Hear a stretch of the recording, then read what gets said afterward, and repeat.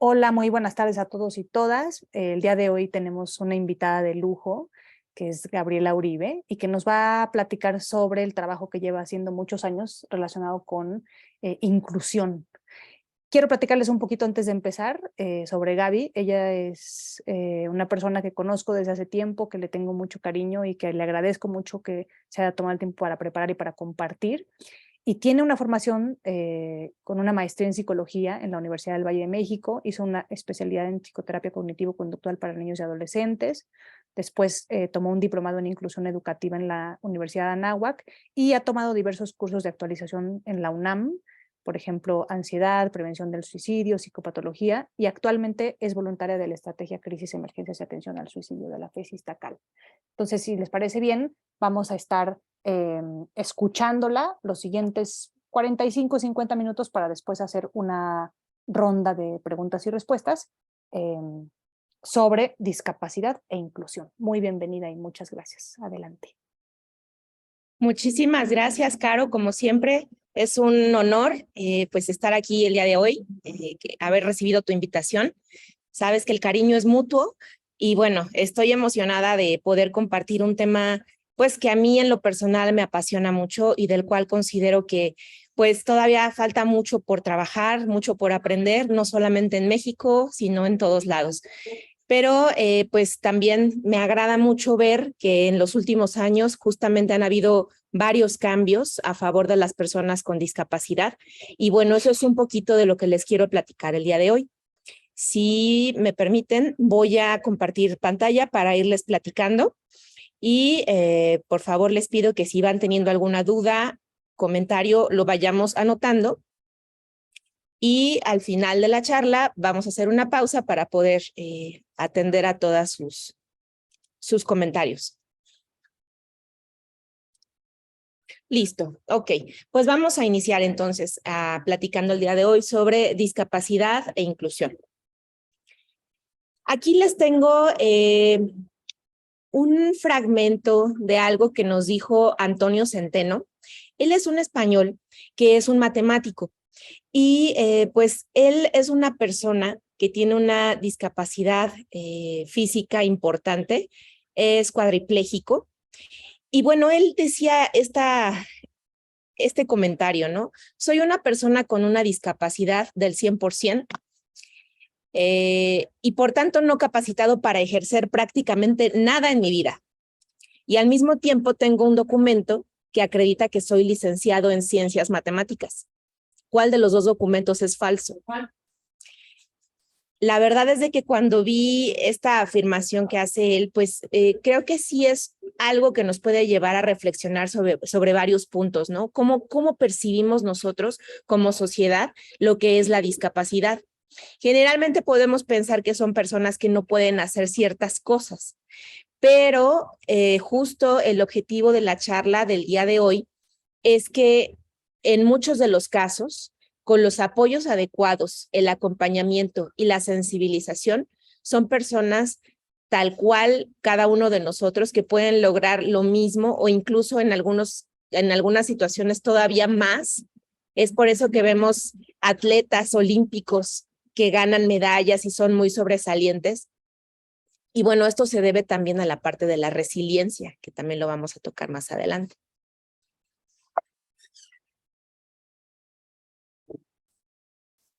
Bueno, vamos a iniciar platicando sobre qué es la discapacidad. La discapacidad no se considera la consecuencia de una deficiencia.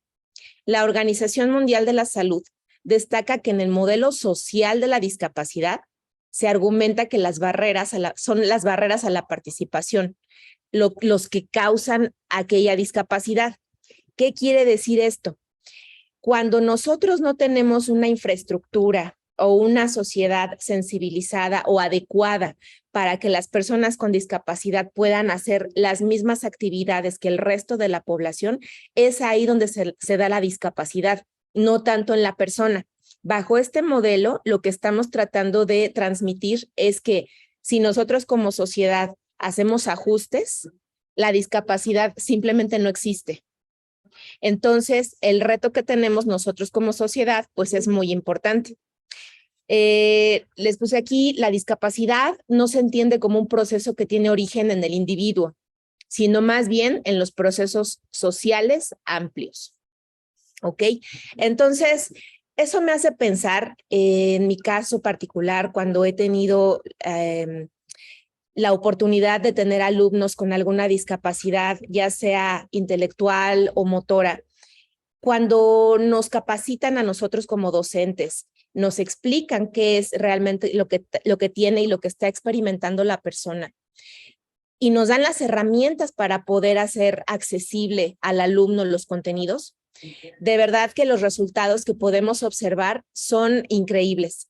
En el caso también de la infraestructura o las adecuaciones arquitectónicas también son muy importantes, porque si vamos a tener un centro, ya sea educativo o ya sea laboral, donde digamos que somos incluyentes, lo que tenemos que hacer es adecuar justamente la parte arquitectónica para que todas las personas sean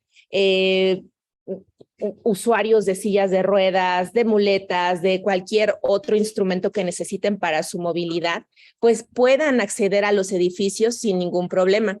Pero todavía en la actualidad observamos en los centros educativos, en las universidades, donde pues sí, efectivamente hay rampas, ¿no?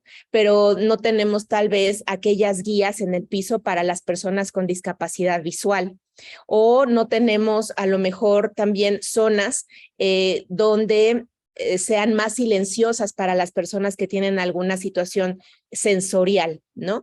Entonces, si bien es cierto, han habido muchos avances y muchos cambios importantes en pro de las personas con discapacidad, es importante resaltar que todavía falta mucho y que los apoyos se necesitan en la parte privada, en la educación privada, en las instituciones privadas, pero también necesitamos una mayor orientación por parte del gobierno. Eso quiere decir mayor acceso a que los jóvenes, los niños y los adultos con alguna discapacidad puedan tener acceso a las terapias, puedan tener acceso a acompañamiento y pues todas las herramientas que ellos necesitan para ser personas total y completamente funcionales por ellos mismos y no depender de un tercero para poder formar parte de la sociedad. Bueno, aquí está muy pequeño, no se preocupen, es nada más de manera breve les quiero compartir que a lo largo de la historia del mundo, pues se ha ido viendo la discapacidad de diferentes formas. Cuando pensamos en la edad antigua, es decir, aproximadamente 3500 después de Cristo, más o menos, ahí fue donde empezamos a ver el primer enfoque de la discapacidad. Y en este enfoque lo que predominaba era un modelo de prescindencia, perdón. Lo que quiere decir este enfoque es que en aquella época simplemente pensaban las personas que los que tenían discapacidad no eran necesarios en la sociedad. Entonces pasaban cosas tan terribles como deshacerse de los bebés o pues simplemente pues dejarlos de lado, que vivieran de la caridad o que fueran vagabundos, pues o también implicaban para las familias una gran desgracia y esto pues hacía que las familias pues todavía los rechazaran aún más, ¿no? Por un lado, por no entender efectivamente qué estaba pasando con la persona, pero por otro lado los rechazaban pues porque la misma sociedad no tenía ese apoyo para ellos. Entonces se volvía como una vergüenza para la familia. Fue una terrible etapa para el tema de la discapacidad y de la inclusión. Y después de ese modelo, a principios del siglo XX, se dio el modelo médico rehabilitador. ¿Qué quiere decir esto? Bueno, este modelo se centra en ver a la discapacidad como una enfermedad. Todavía utilizaban términos como curar, sanar, arreglar. Yo te voy a arreglar para que funciones bien.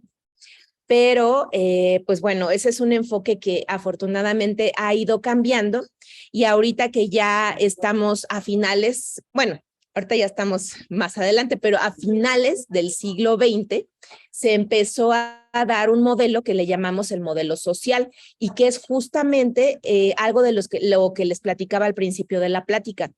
Se centra más bien en observar a la discapacidad como un resultado de que nosotros como sociedad no estamos preparados para proveer los recursos y las herramientas que las personas con discapacidad necesitan para salir adelante. Esto, la verdad, pues digo, si lo vemos para atrás, ahorita de manera breve, pues podemos ver que han habido avances muy significativos. Pero, pues mi propuesta, que la puse aquí al final del pequeño esquema que les hice, es yo visualizo esto como que algún día podamos lograr observar, integrar y hacer propia la discapacidad en un modelo en que esa palabra simplemente va a desaparecer y que nosotros como sociedad vamos a aceptar e incluso llegar a valorar toda la diversidad que existe en nuestra sociedad y que todas las diferencias pues van a ser bienvenidos para todos. Esperemos llegar algún día a ello y la única manera de poder lograr eso pues es implicándonos en el tema, capacitándonos, sensibilizándonos primero a nosotros mismos para después poder compartir el conocimiento pues con las personas que forman parte de pues de nuestro círculo, ¿no? El círculo pequeño, el círculo más extenso y abrazar las diferencias. Bueno, y la plática del día de hoy también se va a centrar mucho en lo que son las familias ante la discapacidad. Generalmente cuando hablamos de discapacidad pensamos pues como tal en la persona que tiene la discapacidad, ¿no? Pero un punto muy importante o el más importante que existe para que esta persona pueda lograr un desarrollo óptimo de todas sus funciones es la parte de la familia.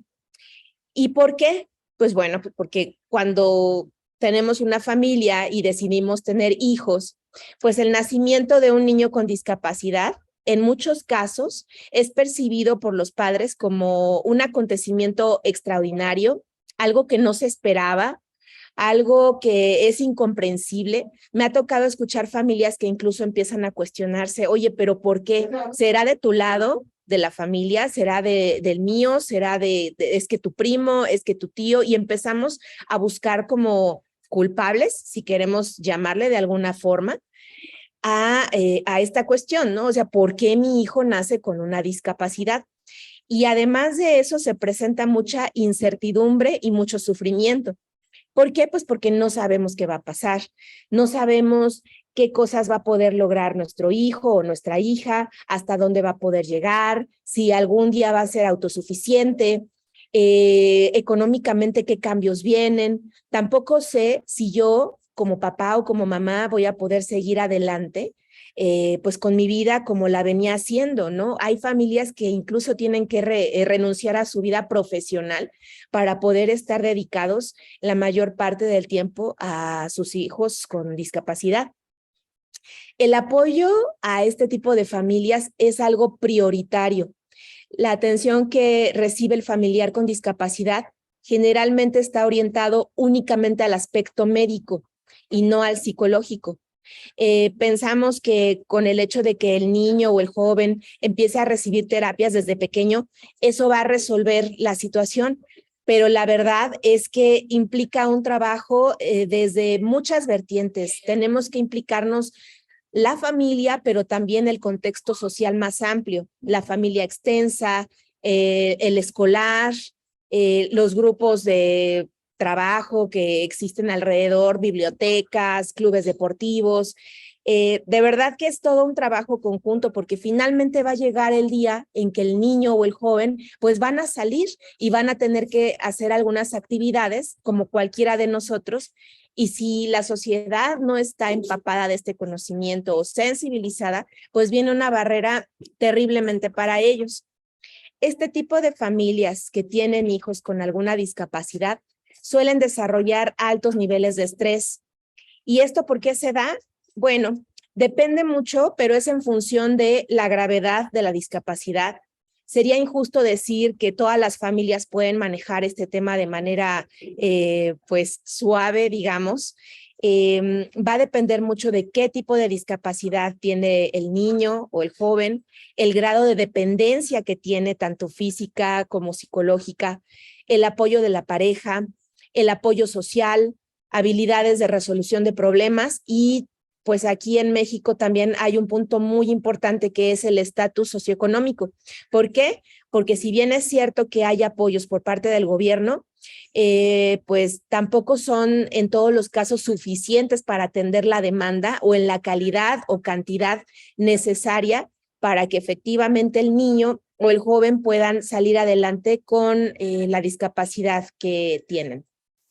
Entonces, la reflexión que yo hago de lo expuesto en esta diapositiva sería la siguiente. No nos olvidemos de las familias, no enfocarnos únicamente en el individuo que tiene la discapacidad, porque necesitamos que tanto su papá como su mamá o su familia, si es que no tiene padres, su familia más extensa, pues entiendan, se sensibilicen y los capacitemos. Y todavía más importante, que se sientan acompañados. Hemos visto en diferentes temas aquí en el grupo de supervisión que el apoyo social es algo clave para tener una buena salud mental. En este caso es exactamente lo mismo.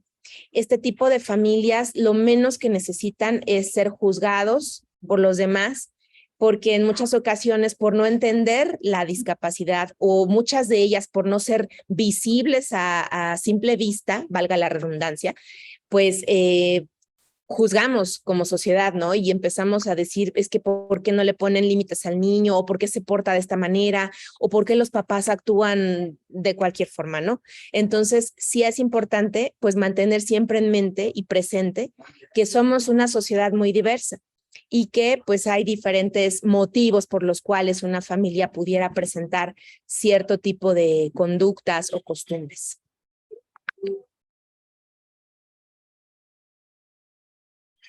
Bueno, hablando también de la parte de la familia, viene un tema súper importante, que sería el tema de la comunicación del diagnóstico. Y a nosotros nos ocurre como especialistas en salud mental. Llegan personas con nosotros a consulta y bueno, hacemos las pruebas, hacemos entrevistas, recabamos toda la información y luego viene esa parte tan importante y tan fina que es la parte en la cual nosotros tenemos que comunicar un diagnóstico. Entonces, en este tema específico de las personas con discapacidad, pues es un tema muy sensible. Es un tema que pues se tiene que comunicar primero que nada a la familia porque en la mayoría de los casos pues se diagnostica cuando el niño es muy pequeño. Entonces pues quien recibe el diagnóstico de primera mano pues es la mamá y el papá. Y muchas veces, si no tenemos esa sensibilidad y si no tenemos ese tacto para poder transmitir pues lo que es como tal el diagnóstico, podemos dar como consecuencia pues un fuerte impacto a la salud mental de los padres del niño. Entonces, es importante la forma en la que el profesional comunica el diagnóstico a la familia. Tiene una gran influencia en las emociones, en las impresiones, en las reacciones y en el posterior desarrollo del niño y en las familias. A lo largo de los años que llevo trabajando este tema, me ha tocado escuchar familias que llegan conmigo y me dicen que en algún momento de su vida, cuando su niño era muy pequeño, algún médico o algún psicólogo les dio un diagnóstico de su hijo y acompañado de ese diagnóstico, el profesional les comentó, de una vez te digo que te prepares porque tu hijo no va a ser capaz de hacer nada por sí mismo. Entonces, pues yo te recomiendo que desde ahorita empiecen a ahorrar para que pues más adelante, cuando ustedes mueran, pues tu hijo o tu hija puedan pues tener de qué vivir, ¿no? De dónde comer. Entonces, desde ahí, imagínense, o sea, recibir el impacto de una noticia de esta magnitud cuando tienes un hijo muy pequeño. Realmente la ansiedad, la desesperación, la frustración y miles de emociones más que se pueden presentar ahí, pues suelen ser muy intensas. ¿Y qué ocurre? Que como de alguna manera esas emociones son tan intensas, se afecta la salud mental de los papás y nos da como resultado, pues que no sean funcionales en ese momento para poder brindarle al niño o a la niña aquellos apoyos que necesitan para salir adelante. Es tanto el miedo que, como lo hemos visto, el miedo a veces nos paraliza, ¿no? O te activa, pero no todos vamos a reaccionar de la misma forma. Entonces, pues en estos casos, la familia también puede experimentar rechazo social por parte de otros familiares, que es lo que les comentaba previamente, ¿no? Ser juzgados, pues, ¿de dónde viene el diagnóstico? ¿Por qué nos está pasando esto? O lo ven como un castigo, lo pueden ver también como un rechazo. Y más adelante, pues este rechazo se va haciendo cada vez más fuerte porque va a llegar un punto en que el niño o la niña van a tener la edad suficiente para poder asistir a la escuela y pues no todas las escuelas son inclusivas. No todas las escuelas cuentan con la infraestructura o el personal capacitado para poder atender a niños con alguna discapacidad. Perdón, algo pasó. Permítanme, porque algo pasó. Listo. Muy bien, entonces es importante trabajar no solo con el niño, sino también con las familias. Y pues aquí lo que queremos evitar a toda costa es el aislamiento social, porque nosotros como profesionales de la salud mental sabemos que si hay aislamiento social, pues vienen muchos tipos de patologías, ¿no? Que pueden afectar nuestra salud mental. Bueno, aquí buscando justamente el bienestar de la familia, yo les quiero compartir un instrumento que a mí me ha ayudado bastante y que si en algún momento llega con ustedes alguna familia que necesite ser atendida con hijos con discapacidad, esta escala se llama Escala de Calidad de Vida Familiar. Es de Miguel Ángel Verdugo y Alba Rodríguez. Se los puse aquí, está referenciado. Esta escala es buenísima porque además de que se puede descargar de forma gratuita, nos lleva a ver pues efectivamente qué tanta calidad de vida tienen las familias o no la tienen. Muchas veces la familia se enfoca tanto en ayudar a su hijo. He visto madres que de verdad están cansadas, ellas mismas me dicen, es que ya me dejé, o sea, ya no he atendido ni siquiera mi propia salud, a veces ni siquiera me da tiempo de bañarme, tiene años que no salgo con mis amigos y es porque se enfocan únicamente pues en atender a sus hijos con la discapacidad.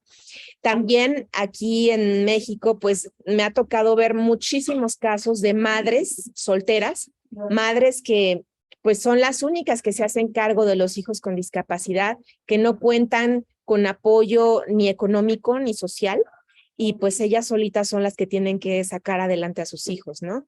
Entonces andan buscando apoyos a veces por instituciones como el Teletón, para las terapias, ACES, a veces también están yendo a centros de salud gubernamentales donde tienen que esperar meses para que sus hijos puedan recibir las terapias. Y pues es muy importante también velar nosotros pues por la salud mental de estas madres, ¿no? Entonces este instrumento que les pongo aquí les va a servir mucho pues para medir qué tan bien o qué no tan bien están los familiares o la familia en general de las personas que tienen alguna discapacidad. ¿Qué aspectos involucra la calidad de vida?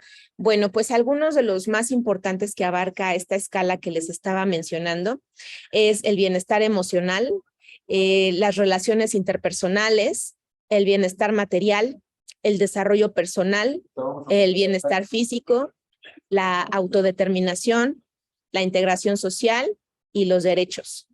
Entonces, pues todo esto son algunas de las dimensiones que puede medir esta escala. y que pues en realidad son dimensiones que no solamente van orientadas a personas o familias que tienen algún familiar con discapacidad, sino que también pues puede aplicar para cualquiera de nosotros. Okay. Bueno, ¿y cuál es el papel del profesional en todo esto? Se debe trabajar para que la familia sea un entorno que potencie las capacidades de la persona con discapacidad y que le apoye en el proceso de integración social. ¿Qué quiere decir esto? Lo que buscamos nosotros como profesionales es empoderar a los niños, a los jóvenes, a los adultos que tienen alguna discapacidad. Es apoyarlos y acompañarlos para que ellos mismos se den cuenta de todas las fortalezas y de todas las habilidades que pueden adquirir y que pueden ir fortaleciendo a lo largo de su vida. A veces pensamos que, pues como tienen alguna discapacidad, hay que cuidarlos, hay que sobreprotegerlos, o pues nosotros hacer todo por ellos, con la finalidad de que ellos no sufran, de que no se vean expuestos o vulnerables ante los terceros. Pero la realidad es de que, pues tarde que temprano, la ley de la vida nos dice que pues los padres van a morir primero que los hijos. Entonces, lo que tendríamos que estar haciendo ahorita es enfocarnos justamente en hacer que estos niños sean personas funcionales e independientes a largo plazo. Lo que queremos ir es que desde pequeños ellos vayan ganando seguridad en sí mismos y que vayan construyendo poco a poco su autodeterminación, que ese es un tema específico que voy a tocar un poquito más adelante, ¿no? La cuestión de la autodeterminación. Nosotros también como profesionales lo que buscamos es reconocer las fortalezas de la familia e identificar también sus necesidades, sensibilizar y capacitar a las familias. Es decir, si a esa familia le dijeron hace unos años que su hijo no iba a poder lograr nada, nuestro deber profesional es brindar información para que este paradigma que se había formado al inicio del diagnóstico en la familia, pues pueda ser cuestionado por ellos mismos y que ellos mismos puedan darse cuenta que muchas de las limitantes que tenían contempladas pueden ser en muchos de los casos cambiadas y que estas limitantes pueden ser sustituidas por áreas de oportunidad a trabajar. También podemos promover la adquisición de nuevas capacidades, tenemos que compartir información reciente, tenemos que estar actualizándonos nosotros como profesionales sobre los diferentes diagnósticos, mostrar mucha sensibilidad, porque por muy profesionales que seamos o que tengamos mucha información, si no tenemos esa empatía, esa calidez con las familias que realmente están pasando por una situación muy complicada, pues no vamos a poder hacer esa alianza terapéutica que sabemos que es tan importante. Y también pues tenemos que promover la calidad de vida de todos los miembros de la familia.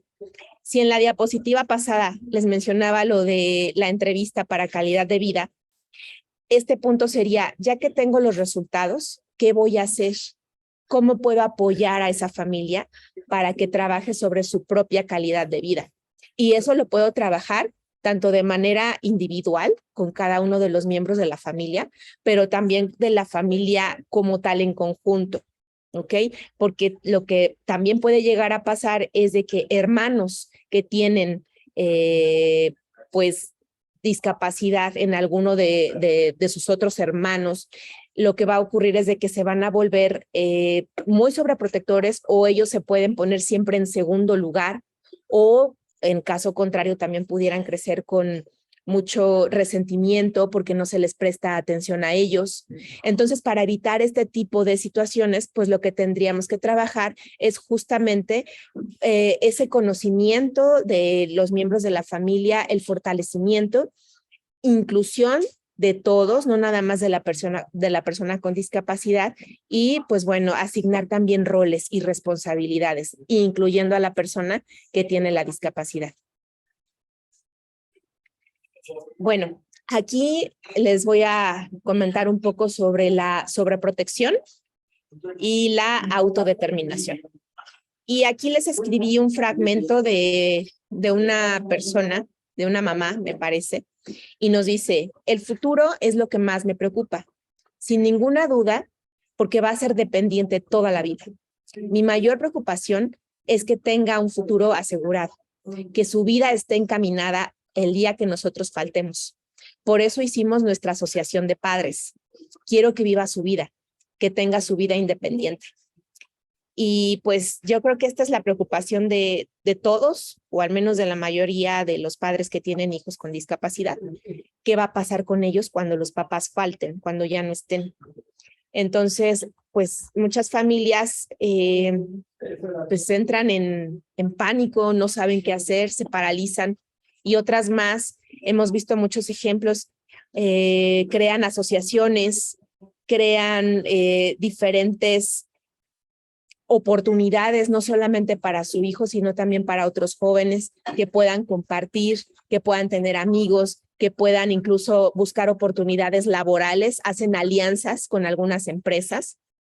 Esto se da principalmente en otros países, pero pues aquí en México también tenemos la puerta abierta para empezar a hacerlo. En España, por ejemplo, hay lugares donde pues son centros para que las personas con discapacidad se vayan a estudiar y a trabajar y a convivir durante todo el día, de todas las edades. Y también eso brinda mucha pues tranquilidad a los padres, porque les da la oportunidad, por ejemplo, en las mañanas, de ir a trabajar, de poder desconectarse un momento de pues todas las responsabilidades que tienen para atender a su hijo con discapacidad. Entonces, de alguna manera eso brinda justamente pues lo que tenemos muchos de los padres con niños neurotípicos, el tiempo para poder también dedicarnos un poco a nosotros, a lo que nos gusta, a nuestras labores, etcétera. Entonces, aquí en México sí hay algunos lugares. Me parece, hay uno en el norte de la ciudad que, si mal no recuerdo, se llama CADI, y el CADI fue hecho por un papá, justamente hablando de lo que expongo aquí en esta diapositiva, un papá que tuvo un hijo con una discapacidad importante y pues al que le dijeron que su hijo no iba a lograr hacer nada, y entonces lo que hicieron fue una asociación, los papás, y actualmente el CADI sigue funcionando y pues aceptan a personas con discapacidad, incluso pueden trabajar ahí y tienen convenios con diferentes empresas. O sea, es un proyecto muy interesante que creo que todavía es un terreno poco explorado aquí en México, y que esperemos que con los años pues se pueda ir cada vez reforzando más esto. ¿Y qué es lo de la autodeterminación? Pues bueno, la autodeterminación va enfocado a que una persona pueda tomar el control sobre su propia vida. Porque imagínense, qué feo sería que no pudiéramos decidir sobre nosotros mismos, ¿no? Qué feo sería que todas las decisiones fueran tomadas por alguien más, aunque esa persona nos dijera que lo hace con todo el cariño posible. Pues finalmente eso se podría traducir incluso en un tipo de agresión. ¿Por qué? Pues porque no te estoy dando la oportunidad de hablar a ti, de escucharte, de saber qué es lo que te gusta, qué es lo que quieres lograr.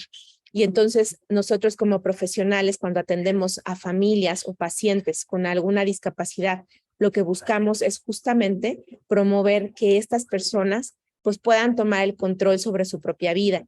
Y el primer paso para lograrlo sería trabajando con la familia, porque si la familia no entiende la importancia pues de que una persona pueda sentirse segura de sí misma, capaz, competente, pues la propia familia puede incluso estar bloqueando el desarrollo de ciertas habilidades que sí podría lograr el niño o el joven con discapacidad. Necesitamos formar un entorno familiar que propicie la autodeterminación, y para ello necesitamos orientar a los padres a generar normas, establecer límites, y pues también decirles que también está bien la flexibilidad, o sea, pueden ser flexibles también con ciertas normas, así como lo hacemos con cualquier otro niño neurotípico. Los niños necesitan tener certidumbre, rutinas, límites. Es lo mismo con un niño con discapacidad. Lo que ocurre es que probablemente vamos a necesitar todavía mayores recursos, mayores materiales para que estos chiquitos se puedan ir adaptando a las rutinas y a todo lo que implica el proceso de crianza, ¿no? Y bueno, también habría que hacer un entrenamiento en resolución de problemas. Y este entrenamiento, como yo lo he manejado, es principalmente enfocado como tal en el niño. Se le van planteando al niño ciertas eventualidades, ciertos problemas de la vida diaria y se van trabajando primero en el consultorio. Posteriormente se va al ambiente externo, en ambientes controlados, donde podemos interferir en caso de que fuera necesario, pero dándole la confianza de que él intente hacer ciertas cosas, hasta llegar a un punto en que lo vamos a dejar ya solo y él va a empezar a generalizar. Y de verdad que los resultados son sorprendentes porque pensábamos que los niños no iban a lograr hacer X o Y cosas y resulta que sí lo lograron, que sí les cuesta trabajo, pero lo más bonito de todo es que cuando lo logran, ese sentimiento de orgullo es de verdad que lo mejor que les puede pasar. Y lo que ocurre es un círculo virtuoso porque como se sienten empoderados y se sienten capaces y se sienten competentes, ellos buscan replicar estas experiencias y ahí podemos utilizar también un poco del conductismo, ¿no? El reforzamiento positivo, porque pues ellos mismos se van a ir dando cuenta de los logros y si nosotros reforzamos con, pues ya saben, ¿no? Una sonrisa, un abrazo, un regalo, pueden ser reforzadores materiales o no materiales, pero de alguna manera estamos reconociéndole al niño no solamente el resultado, sino su esfuerzo. Eso es algo que va a marcar su vida de manera importante y de forma muy positiva. Aquí en este punto les quiero compartir que existe un instrumento que nos va a ayudar mucho para ver qué tanta autodeterminación tiene el niño o el joven con discapacidad. Esta escala se llama escala ARC-INICO, que bueno, aquí la pueden ver escrita en la parte de abajo de la diapositiva.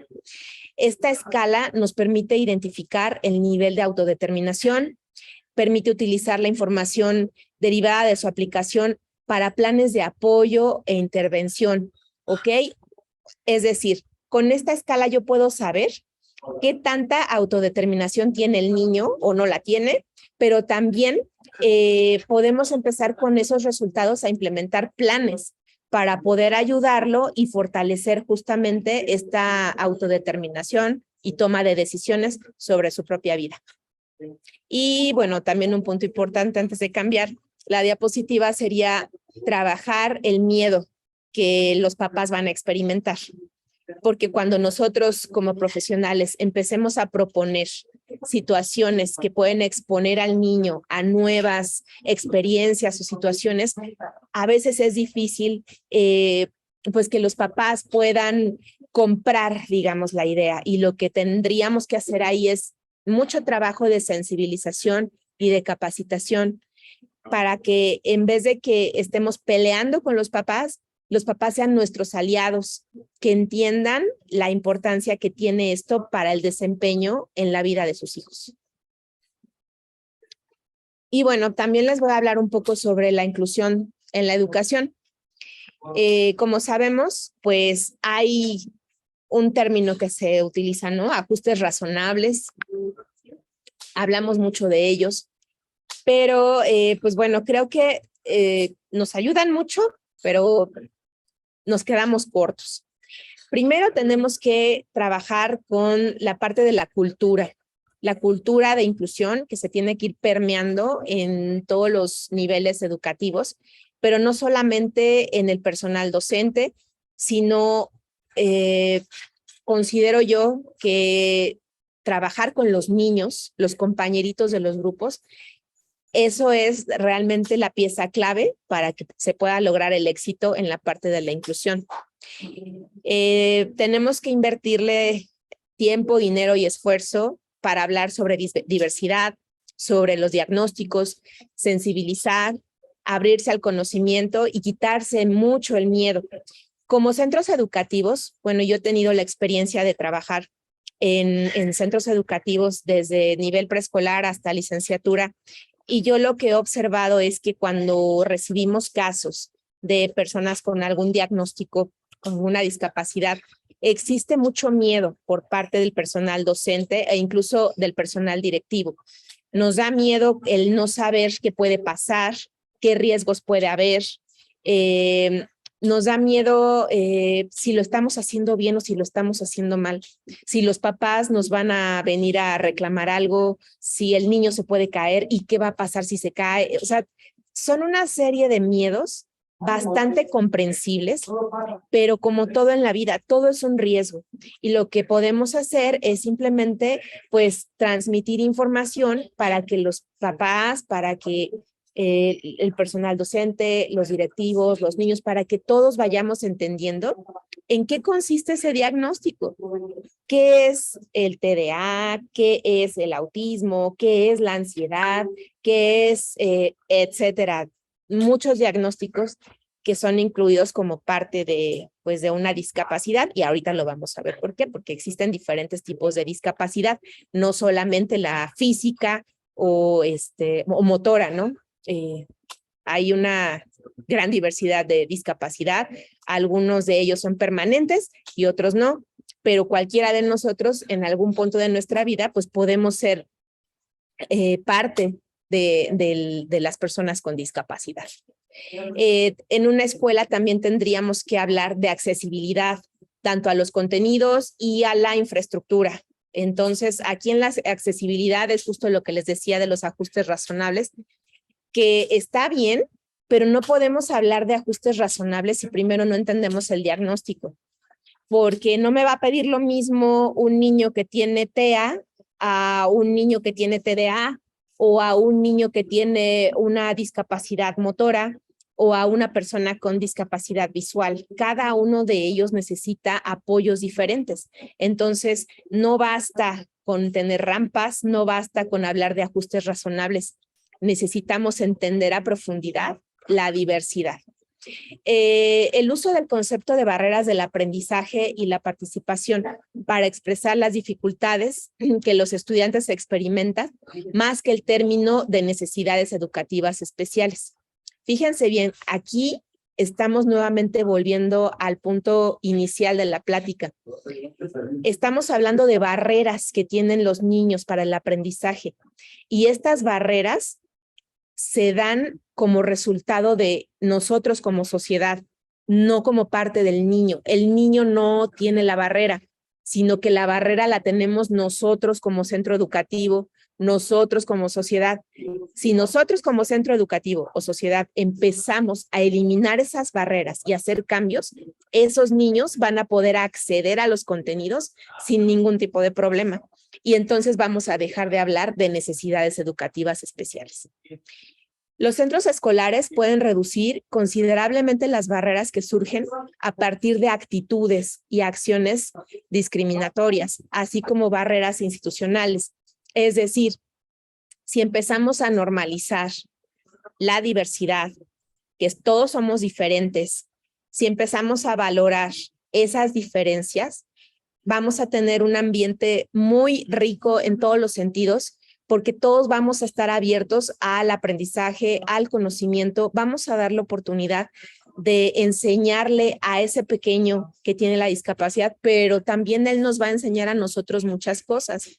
Vamos a dejar de hablar de discriminación, porque si los niños nos observan a nosotros como adultos ser inclusivos, eso es lo que los niños van a replicar. Si los niños nos ven a nosotros con miedo, ese mismo miedo van a tener para convivir con sus compañeritos en las aulas. Bueno, ¿y por qué determinadas familias afrontan con éxito una vivencia como esta? Y además salen fortalecidas. Y otras, al contrario, caen en estados de crisis. Esta pregunta es bien interesante, pero pues aquí estaríamos hablando también un poco del tema de la resiliencia y en cómo pues todos somos diferentes y todos podemos interpretar una situación de manera diferente. Entonces, en esta situación es exactamente lo mismo. Hay muchas variables y muchos factores que van a jugar un papel clave y que van a determinar la manera en la que la familia va a poder actuar, ¿no? O interpretar el hecho de tener a un hijo con discapacidad. Eso va a tener que ver con el tipo y grado de discapacidad de sus hijos, el estatus socioeconómico, el nivel de cohesión familiar, las percepciones positivas acerca sobre la discapacidad, el mantenimiento de roles y rutinas familiares, la disponibilidad de variedad de recursos en la comunidad o relación colaborativa con los profesionales. Hasta el país tiene que ver. Hay países, por ejemplo, en Estados Unidos, donde hay una gran cantidad de apoyos para las familias y para los chicos con alguna discapacidad. Y muchas de las terapias son gratuitas, de excelente calidad, y son cosas que quitan peso. Ese peso que se genera en un principio cuando la familia no sabe qué va a pasar. Entonces son amortiguadores, ¿no? De aquella tensión que se va generando en un inicio cuando comunican el diagnóstico. Entonces, pues eso tiene que ver, como lo hablábamos también, el apoyo social, si hay algunos apoyos para la comunidad, si hay escuelas donde puedan recibir a mi hijo sin ser discriminado, si tengo una familia extensa que de repente puede ayudarme a cuidar a mi hijo en lo que yo voy a trabajar. Entonces, todos esos factores van a tener una pues una injerencia importante, ¿no? En cómo una familia puede interpretar el hecho de que su hijo tenga o no tenga una discapacidad. Bueno, el enfoque centrado en la familia toma el empowerment como meta y como procedimiento principal de intervención. La intervención profesional asume una perspectiva basada en la resiliencia familiar cuando supera el enfoque individual, centrado únicamente en la persona con discapacidad, lo que hablábamos, persigue el bienestar de la familia y de cada uno de sus miembros, identifica las fortalezas familiares y personales, tiene en cuenta el valor potencial de la red de apoyos de la familia y establece una relación colaborativa entre profesionales y familias. Y bueno, lo que les mencionaba hace rato, existen diferentes tipos de discapacidad. Hay discapacidad física, intelectual, mental, psicosocial, sensorial, auditiva, visual. Si tenemos a una persona que tiene un trastorno de ansiedad generalizada y llega a ser tan incapacitante que ya no puede ir a trabajar, ¿hablaríamos de discapacidad? La respuesta es Perdón. sí. ¿Podrías silenciar micrófonos? Sí, claro. Gracias. Listo. Gracias. De nada. Entonces, como les decía, pues todos estamos expuestos a que pues tengamos algún tipo de discapacidad en algún momento de nuestra vida. Y ya por último, antes de irnos, porque ya creo que ya me extendí bastante, tenemos una serie de normas jurídicas mexicanas sobre la discapacidad. Quien esté interesado se las puedo compartir sin ningún problema, pero esto nos va a dar mucha claridad para poder... ¿Perdón? Esto nos va a dar mucha claridad para poder actuar en el caso que fuera necesario. Y bueno, pues eso sería todo. Muchas gracias por su atención y pues los invito a que si tienen alguna duda o algún comentario, pues podamos compartir. Muchas gracias, Gaby. Pues, con mucho gusto porque me quedé pensando, si está bien para ustedes, podemos darle las gracias a Gaby. Me gustaría que nos quedemos en las preguntas y respuestas, pero que ya no grabemos. Y también, antes de terminar, me gustaría que dos preguntitas rápidas. La primera es, si hay algún contenido en Netflix que tú consideres valioso para recomendar o en alguna plataforma. Y también, si sigue estando el grupo de ayuda para papás que habías tú empezado, para que nos hablaras de eso. Sí, Caro, así es. Tenemos un grupo de apoyo para papás de niños dentro del trastorno del espectro autista. Es un grupo gratuito. Tenemos sesiones una vez al mes donde compartimos información y capacitación, sensibilización para los papás, donde amablemente la doctora Carolina Santillán también nos ha ayudado a participar con algunas exposiciones. Y pues en Netflix sí hay material muy importante. Tenemos una serie que se llama Amor en el Espectro, está buenísima. También hay una película que menciona la parte de dislexia, que se llama Like Stars on Earth, me parece. Todas esas se las puedo compartir en el chat más adelantito. Y también les traje algunos libros. Tenemos aquí una gran cantidad de material, pero este libro a mí me gusta mucho. Se llama El poder de la diferencia o de ser diferente. Está muy bueno. Otro libro también tenemos que nos habla también de pues chicos cuando los vemos a los chicos diferentes, y es un material dirigido para los papás. Todos estos libros se los puedo poner más tarde en el chat del grupo de supervisión, y tenemos también que se llama Seres Humanos Únicos. Todos ellos son muy buenos libros. Y si recuerdo más adelante alguna otra película en Netflix, con todo gusto se las doy. Hay una película también ahorita que acabo de ver de un señor que está en silla de ruedas. Ahorita se me fue el nombre, pero también posteo la información. Y creo que es Creo todo, que se claro. llama Amigos. Amigos. El de Sí, silla de ruedas. sí, y que sale con un joven negro, ¿no? Que es el que lo cuida, el cuidador. Así es, Amigos. Es correcto. Muchas gracias. Súper. Muchas gracias. Súper. Déjenme, voy a cambiar de equipo para que empecemos la ronda de preguntas.